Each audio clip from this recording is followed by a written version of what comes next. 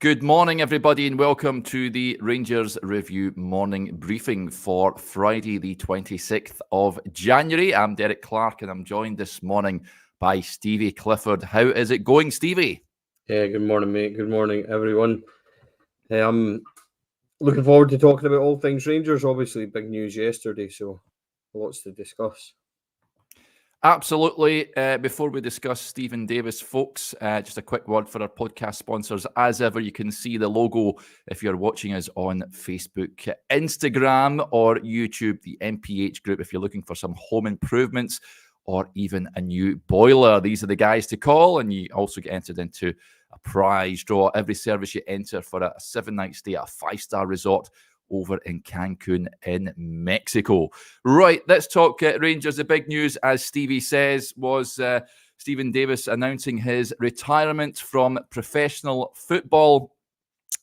Speaking after confirming the news, he says, "It's a strange sensation today, but ultimately it has been at the back of my mind given the nature of the injury and my age." Of course, he was been struggling with that knee ligament damage he suffered back in December 2022. He said that I did some testing 4 weeks ago and I realized I was still a little bit away. It feels like the time is right and I'm comfortable with it. It's been an incredible journey to get to 2 European finals and win the trophies that I have. Share those moments with the fans. Be within the dressing room with your family after the games. It's such a special football club, and it goes without saying that I'm going to miss it, but I've had an incredible time here. He retires at 39 years of age, Stevie. And really enjoyed the video Rangers posted yesterday of Philip Clement and the team at the Rangers Training Centre, and a little speech as well from Stephen Davis. I thought that was absolutely excellent. Little tear, I'm sure, in the majority of supporters' eyes. There certainly was in Stephen Davis's eyes. Sad end due to the injury that he's not been able to recover from. I would have liked to have seen him get an Alan McGregor-style send-off from the fans. But over the piece, he has been an absolutely sensational servant to Rangers. Let us know in the comments, folks, your greatest Stephen Davis memory. I'd like to hear what those are. But Stevie, big news yesterday. I think it was news we all felt may have been coming. What's your overall memories of Stephen Davis in a Rangers jersey? Just a just a Rolls Royce of a footballer. He really was that good. The video was, as you said, the video was absolutely fantastic. A nice wee speech from Philip Clement. But then when it zoomed in on Davo and you could see him welling up a wee bit, I think all our heartstrings would have been tugged a wee bit on that moment. So it was certainly a kind of emotional moment for him. For us, we've got to enjoy Stephen Davis over 2 periods. And, when he first came on loan, and instantly you could see that this boy was good. He was just what we needed at that time under Walter for a push. He helped us get to Manchester, helped us deliver League and Scottish Cup. And then we had to wait for him to return. We ended up the debacle of getting put out of Europe by Kaunas, and then he arrived back on permanently. And he was just a breath of fresh air. He moved, he was right-hand side under Walter. It was him on the right, and it was Ferguson and Thompson in the middle, normally McCulloch on the left. 4 centre midfielders, just the way Walter used to do it, cramming everybody in there. Yeah. The back four would have probably been 4 centre halves as well. But Walter knew how to get the best players, how to get the best out of players, and he just excelled. And then obviously when he left, he came back, and I seen Joshua's point yesterday, and it was spot on, where in that title winning season, Steven Gerrard was maybe trying to find a way for him to play. And I remember that game against St Mirren as well, when he played slightly further forward and he ended up coming off. And you wondered just what kind of future he had in that Rangers team at the time. He had a functioning Glenn Kamara playing in there really well and stuff. Joe Aribo was in and amongst it. And would Stephen Davis have been a starter? It turns out that Stephen Davis turned in probably one of the best and most flawless midfield seasons I've seen him have at Rangers, and amongst others as well. So he's been incredible. Who'll forget that overhead kick against Celtic in the Scottish at Ibrox as well? So, he's had some wonderful moments. He's scored in big games for us, League Cup finals. He's scored in in title, where, you know, big games on the way to titles and stuff like that as well. He's just, you know, just a fabulous player. Just always, you know, he's probably as close to the kind of midfielders that I grew up with, your likes of your Stuart McCalls, your Ian Fergusons and stuff like that, and the way that he was tenacious on the ball, always at second kind of balls to go and win them and get them, always moving about, but he had that touch of class to be able to bend in a free kick or, you know, lash one in from outside the box, or like I said, the big goals. You know, he scored a few against Celtic as well, and they were all very big and meaningful goals. So Stephen Davis has been an excellent servant for Rangers. I must admit, 3-4 weeks ago when I heard him say that he had those tests and he's still a wee bit away and stuff, I thought to myself that maybe it's only going to end one way. So it wasn't hugely surprising when we heard the news yesterday, but still equally as disappointing, because like you did, you would have wanted them to have that send-off. So hopefully, like Philippe Clement said, that if there's a celebration to be had, or hopefully a couple of celebrations to be had before the end of the season, we have Stephen Davis back for those, and he gets the acclaim of the fans because he's still part of it. And don't forget, you know, when Michael Beale was sacked earlier on in the season, he was the one that came in, and yeah, it didn't work out in Aris, but that St Mirren 3-0 victory could turn out to be absolutely vital in our title chase. So he's more than played his part, leads by example, and just an all-round terrific player. I mean, you don't become the most capped player No. in British, you know, national history for the national team that if you're not a good player. Just, it's been a privilege to watch him. I wish him all the very best in his retirement. He's a top-class guy as well. I've had the privilege of speaking to him and interviewing him after the Hall of Fame last year, and he's just a terrific guy. So, you know, I wish him all the very, very best, and just a big thank you for everything he's done for the club.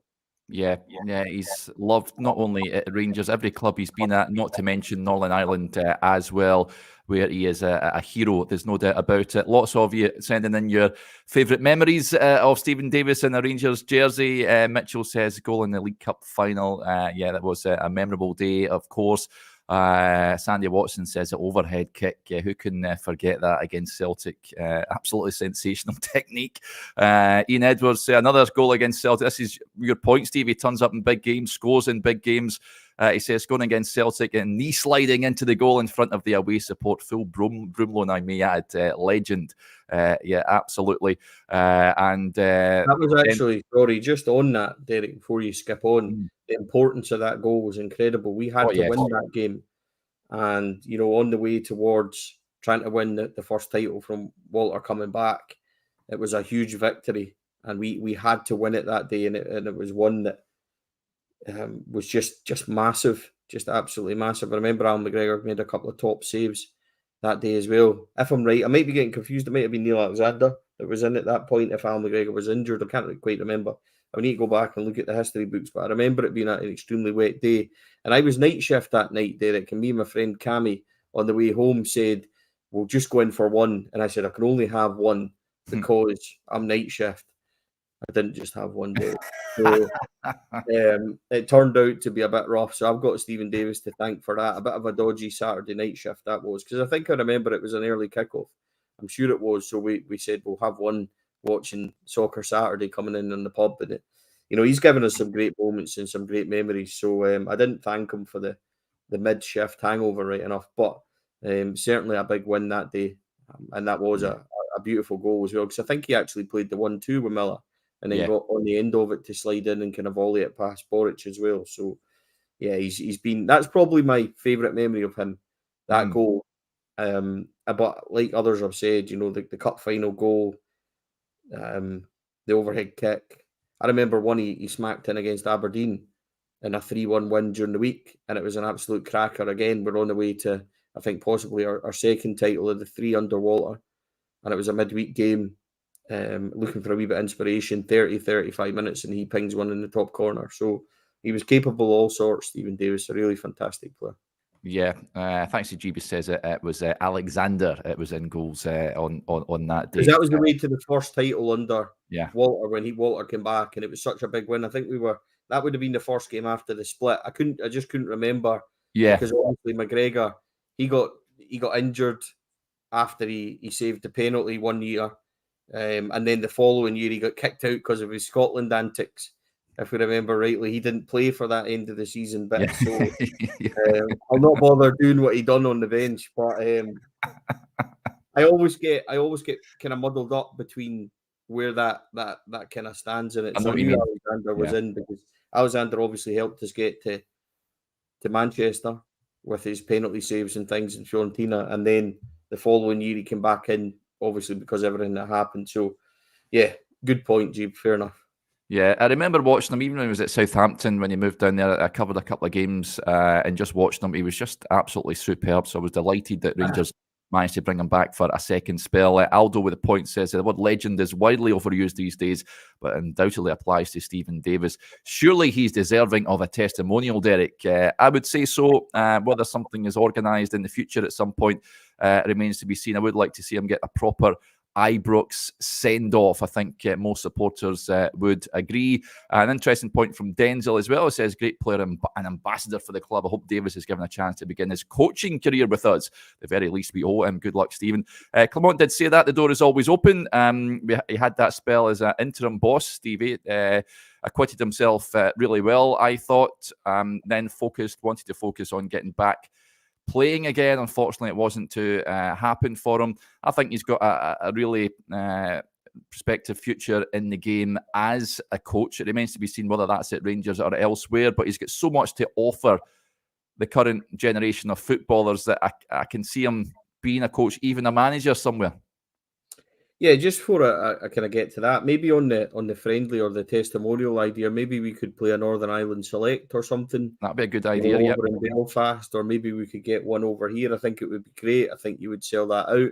It would be a proper kind of send off for Stephen as well. I'm sure it will not be a money thing for him. We could do a charity, certain things. I don't know. I'm just kind of spitballing ideas, but good idea. I think that would be an incredibly good idea. We've got obviously such a massive support over in Northern Ireland as well. A lot of people coming for games and stuff like that. So I think it works all round. I think that would be a great idea, actually. Yep, so that's a possibility. I'd love to see something like that, just a tribute game for him. It doesn't need to necessarily be a testimonial, but you talk about the word legend and it gets thrown around a lot at Rangers. And I often think that, to become that legendary status, you have to really, deliver and win trophies. And Stephen Davis, if I'm right in saying, has got 10 at Rangers, 4 league titles, 3 Scottish and 3 League Cups. I think that's correct. As well as being in the Hall of Fame, 140 plus caps, I think, for Northern Ireland. I think the word legend with Stephen Davis fits in quite nicely as well. So, and also, in that, to return and deliver the league the way it was, at that time for us when we needed it for 55, I think, certainly cements any legacy that he had at the football club. And then to become only, I think, one of 5 who's played in 2 European finals for Rangers as well. Yeah. And he was an inch away from, that shot when I know. I watched it the other day there, Stephen. It was just I don't know why I put it myself through it, but imagine that went in. Just imagine that went in. I know. I've imagined that quite a lot in the last couple of years, to be honest. So, but that journey. I remember actually. Here's a short, just to waffle on, Derek. Viewers love it how I do that. But after we came home from Leipzig, we actually were going through at the same time the Rangers players were going back through. And as we were coming through security where they check your passports and everything else, I was with Stephen Davis and Scott Arfield. And I said to Stephen, we can win this next week. We're 1-0 down, obviously, at the time, having lost that late goal to that fabulous volley. And I said, we can beat them next week. And everybody, Davo, Scotty Arfield and stuff were like, yeah, absolutely. A full Ibrox behind us. Everybody believed in it. And, Gio, we're not beat yet kind of thing. And just, everybody had that belief at that time as well. And it was kind of led by him, quietly professional at all times. But I think there was a real determination that they were going to win that the following week. And obviously they did. And Davis was a massive part of that. So, yeah, I mean, as we said, 15 minutes, I think we could do a whole podcast on Stephen Davis and his moments and playing for Rangers. But like you said, and going back to your second question about whether he would come back, absolutely. I think that the door's always open for him, whether it's maybe coaching the youth team and making his way up as he gets his badges and stuff. I know he's taking them, and he's going to finish up taking his badges. So, it's all there for him, and the door's certainly open. Yeah. Lots of great memories coming in. I like this from Thomas McCrinnan, and it is something I will miss. He says, clearances off the line is trademark. He prevented so many goals, Davis, by standing on the back post. So thank you, Dave, for that. That's for sure. But he will be missed. There's no doubt about it. An absolute legend, as often bandied about, as the comment came in just moments ago. But he is certainly up there. There is no question about that.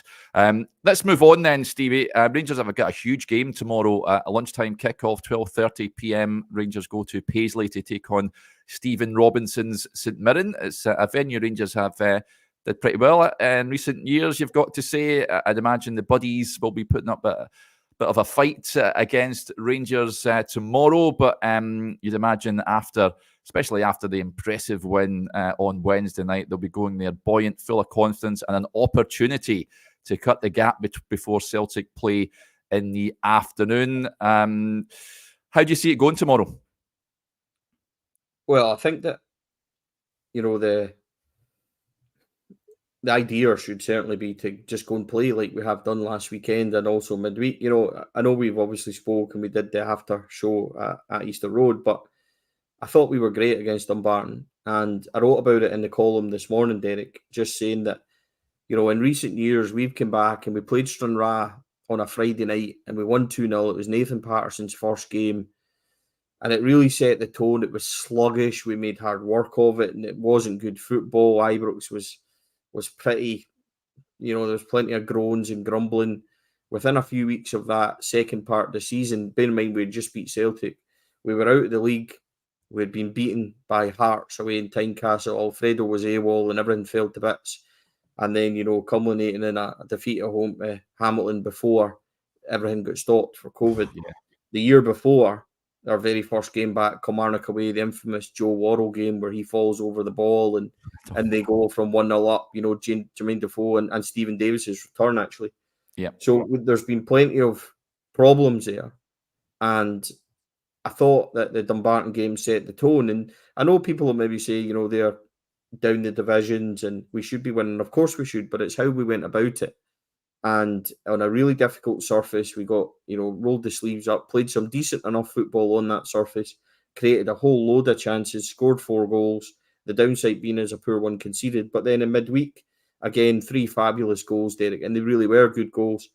And then created an abundance of chances as well. And that's what I touch on as well in this column, that, the really positive thing for Rangers, Derek, and if you take that into tomorrow, that is going to be hopefully another positive, is that we're watching these games and they're winning 3-0 at Easter Road and creating all these chances, and you're still saying, you know what, we could play better. We could sharpen things up. We could do better in the transition in the final third. We can do more, with taking our chances. There can be slicker play on the ball.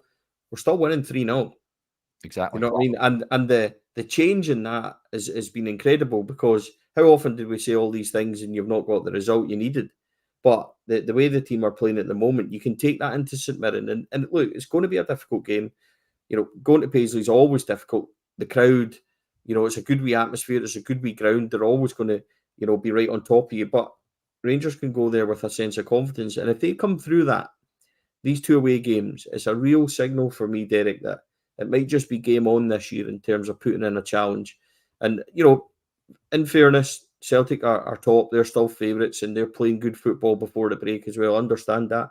But I think maybe that might just be a shot across the bows if Rangers can get a couple of good results here. And then you close that gap and they've got to go and play. I would expect them to pick up the 3 points. But start knocking on the door. Start trying to pressure them. The game in hand in a couple of weeks, you get the chance to move that down as well. And all of a sudden things change. Pressure can do a lot to teams. So, we're well in this. And I was really impressed the other night at Easter Road overall with the result, the chances, how we went about it. And there was lots of little moments where actually watching the game back, they did really well. And that's why I really enjoyed what Cyril Dessers said in response to my question, Derek, when he talked about the third goal coming from stuff they'd practiced. when the goalkeeper gets it, everyone moved in unison to press. Obviously, Rabbi Matondo gets it. I love hearing stuff like that because it really gives me hope that we are doing good things on the training pitch and we are kind of moving towards where we need to be. And there was lots of times where they shifted it to the right and then shifted it to the left to try and get Matondo one-on-one with the fullback, which worked as well in the first half. So, no, there was lots of little moments where I thought we did really well. It was quite an open game. There was times where I thought maybe I wanted a wee bit more control. But, going into tomorrow, we've got real selection issues and stuff as well, with the manager saying, do I bring in Dujon? Tom Lawrence did that all right the other night. Does Desser start? All of a sudden there's a few question marks there and players have done themselves no harm. So I think under the circumstances of recent injuries and things like that, I think we go to St Mirren tomorrow in good shape and we can certainly feel positive. Although, take nothing for granted, it'll be a really tough game. Yep, but I do fancy Rangers to turn up and get the result. Lots of comments coming in. First of all, Ian Ross says, can you post a link for Stevie's article, please, Derek? I've bunged in the YouTube link, but what I'll do is I'll stick it in the comment section as well, Ian, so do go and have a read of it. Let's get to some more comments that are coming in. Alex Campbell with some nice words. He says, morning, Derek and Stevie. Love the show. Brightens my day up. Stephen Davis was a godsend. Thanks. Thank you very much for your kind words, Alex. Ian Thompson says, when is the famous Johnny Mack back on? We don't see enough of him on the pod these days. I'll ask him, Ian, on your behalf. We'll get him back on at some point next week, I'm sure. He is a busy man these days, working behind the scenes. Francis says, but Rangers announced Diamante anytime today. I imagine they will, Stevie. The point now is, I asked Chris this yesterday, whether he will feature tomorrow. I don't think I think it's too soon for him to play at any point against St Mirren. I'd imagine we will see the scarf above the midfielder's head today, and we'll see the video and what have you as well. I'm excited about seeing this boy in action. Rangers investing in that midfield area. How much are you looking forward to seeing him in a Rangers jersey? Yeah, I think a real lot, to be quite honest. It's obviously a lot of money. What I would say, and Francis, is, with regards to announcing it today, I've not heard anything to say that it will be today, Derek. So I'm not saying it won't be. As far as I'm aware, it was just the little bits to tidy up. Yeah. And, and then they do the media side of it and things like that. It's not done until it's done, until you see a player, properly announced and things like that. I would really love it if it was today.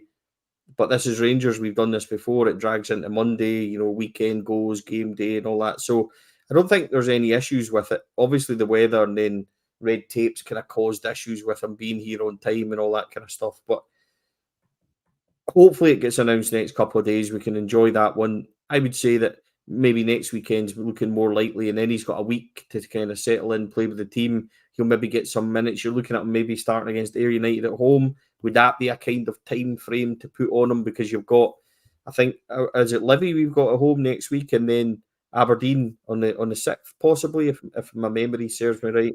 And then yes, we'll get Livingston on Saturday the 3rd, Stevie. So a week on Saturday, yeah. Yeah, so you've got those 3 home games where you would imagine you maybe bed him in, or anybody else that comes in, because I'm really hopeful that Diamante's not the only one. When the manager says, when they asked him, would you be happy if he was the only one? He says no, because it's not the plan. That gives me real hope that perhaps we are going to see a winger or an elusive, striker coming in the door. So, yeah, I'm really looking forward to the next week. Get a good result tomorrow, Derek, and then a couple of arrivals. And I think that, everybody, there'll be a real air of positivity around what we're doing. When we come into big games at home, get that. Every game's a big game. Every game's a must win. So I get that. But I'm looking forward to it. And you spend that kind of money on a guy, Derek, and you're going to look forward to it. You've got to, I think, seen clips of him on his YouTube and stuff. And obviously he's had that injury and he's been out of it a wee bit and come back. I think their league stopped at the end of November and stuff. So he's going to need time to bed in and things again, minute-wise.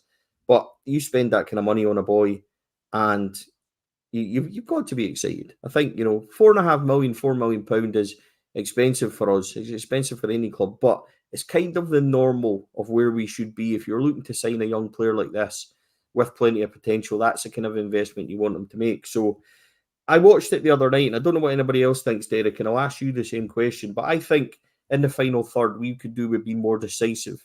We could do with being more. I really enjoyed the fact that Todd Cantwell just got it and lashed it in. I don't think we do that enough. I think sometimes we maybe overplay it, and I would like to see us be more decisive. But the great thing is we're getting into those positions.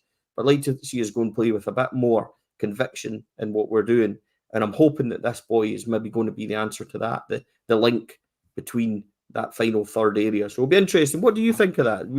Is that a fair point? It's not a criticism, but I just think we could be a wee bit more assertive, perhaps. Yeah, totally agree. That this boy, when I spoke to the Northland podcaster, he says improving his goal contributions is something that he needs to work on. So don't expect him to be hitting all sorts of numbers, folks. But and also he's used to playing on artificial. Northland play on an artificial pitch, so he said just be patient with him. I think that is one thing the Rangers fans usually are not with Derek, like everybody with signings. But yeah, I'm really looking forward to seeing them. But I totally agree with you, Stevie. I'd like to see more cutting edge in that final third. Perhaps one or two more additions in that forward area will improve things in that department. Like you, when Cantwell hit that shot the other night there, I was delighted because we're just crying out for folk to take shots from outside the box. If you don't, you can't win the raffle if you don't buy a ticket, as the saying goes. So, more cutting edge and killer instinct, I think, required. I think that most would agree with that. There's no doubt about it. Let's go on to the starting lineup tomorrow then. Dana Life says, would you start Sterling tomorrow? You mentioned there, Stevie, maybe a selection dilemma for the manager. Good that Connor Goldson will return, of course. That being said, I mean, Suter and Balogun, I felt did reasonably well on Wednesday night. Clean sheet, of course. Who drops out for you in terms of that partnership? Because I'd imagine Connor Goldson walks straight back in. And then in the midfield area, is it a Nico Raskin or Dujon Sterling for you? We'll find out later on as well from the manager what Todd Cantwell's injury, the sort of severity of that. If it's a groin injury, I probably wouldn't risk him tomorrow. I'd imagine he may be out for this game, Stevie. But what changes do you see happening? Well, I think Goldson is the obvious one. He starts, and then I think the other, obviously Jack plays, and then your defence picks itself. Must highlight Ridvan Yilmaz, Derek, because I think he's been great. He got caught out once the other night from a very good pass, and it led to Ewan cutting it back for, I think, Tavares for Butland's cracking save. But aside of that, he was up and down. He won duels. He really turned into this like tenacious wee fullback that we hoped he was. So he's been great. And I've had my doubts over him. I think there's been a lot of kind of questions, but he's really come onto a game. So he starts. I think that's fine. So your back five obviously picks itself. Midfield's a big one. Do you know the great thing though, Derek, is see if Raskin does start and Sterling then is waiting to come on, great, because you know you're going to get 45, 30 minutes out of him, whatever it might be, where he's putting himself about, powerful runner, tenacious and things like that. So I thought he was great when he came on the other night. I can see why people might want him to start, but equally I thought Raskin was very good as well. So I'd like to see Todd Cantwell do what he did the other night more often. And I thought that it took him getting a kick on the sidelines for him to get that wee bit of anger in his play. And I talked about this the other night. I'd like to see him play with a wee bit more aggression like that on the ball, not off the ball, on the ball. Play a wee bit more aggressively, be a wee bit more decisive, go and make things happen. Sometimes I think we play on the edge of things too much, and not a criticism, just an observation. I'd like to see he done it. I mean, it was a fabulous shot, and the great thing about it was I don't think any of us expected it, and that was it. The nice thing about it. So I would be inclined, Derek, to go with Cantwell, Raskin, Lundstrom. He was man of match for me again the other night. I thought he was terrific. Yeah. I thought he's turning into a regular 7, 8 out of 10, consistent performer all the time. Second balls there, he was even getting up. I think he had a couple of wayward wee shots the other night, but it's encouraging to see that from him. And, he's really trying to go and make play. It was what I said to you about it's a quick game, Derek. So why did he play well? Because it's quick. He's not having to take extra touch. He's just able to pop it off and do some powerful running. So he starts for me. I would go again, Raskin, Cantwell, and then your front three. I don't think there's too much need to mix them up. But, Cyril, I thought he was great the other night when he came on. Scored a very good goal, missed a good chance, and he's always there. He just keeps coming back, doesn't he? It doesn't bother him if he misses a chance. He'll just get the next one. He keeps coming. And he's done great recently. So he deserves a start. Maybe Silva will drop out. Maybe Silva goes left and Matondo drops out. But this is what I'm talking about. At least there's options. maybe Scott Wright starts instead of McCausland. If McCausland's playing, last couple of games, does the manager want to switch it up? So at least there's options, Derek. At least there's a few questions about what he does, and we can look forward to that. It's a long season, and we've got plenty of injuries, but at least you've got a few options in there that we can choose from. What about you? What would you go? Would you start Sterling, for example, or would you start Dessel? Yeah, it's good to have selection dilemmas and players available for the manager to pick from. In terms of defence, I'd probably have the suitor Goldson. Would I? Or Goldson, Balogun? I think Balogun's been too good to drop. So what's that? I think Balogun's been too good to drop. I know. So defence isn't a worry for me. Midfield, I would start Sterling ahead of Raskin. I would play him and John Lundstram in the middle of the park. If Cantwell isn't fit enough to start, a few comments coming in. I would like to see Fabio Silva perhaps just in behind Cyril Dessers with Rabbi Matondo and either Ross McCausland or Scott Wright, as you said, Stevie, on either flank. I think that is a team that it should be good enough to go and get a result. But it'll be intriguing to see what Philip Clement, how the team lines up. Touch wood, there aren't any other injuries that have been picked up from Wednesday night. Just on Ridvan as well, he's been pretty decent in recent years. Mitchell showing his age here. He says, Yilmaz is like a throwback to Kenny Sansom at Arsenal. And Bornabear says, or a Nigel Winterburn. What a player he was. Yeah. He was great. We played in his testimonial as well. Yeah. I think he's got a soft spot for Rangers, Nigel Winterburn. But he was a cracking fullback, wasn't he? Very much in the Davy Robertson kind of mould. Yes. Nigel Winterburn of getting up and down all the time. But yeah, a great shout for that one. If Ridvan continues to do what he's doing, and we can talk about him in the same breath as your Robertsons and your Winterburns and all that, then you're on to a winner.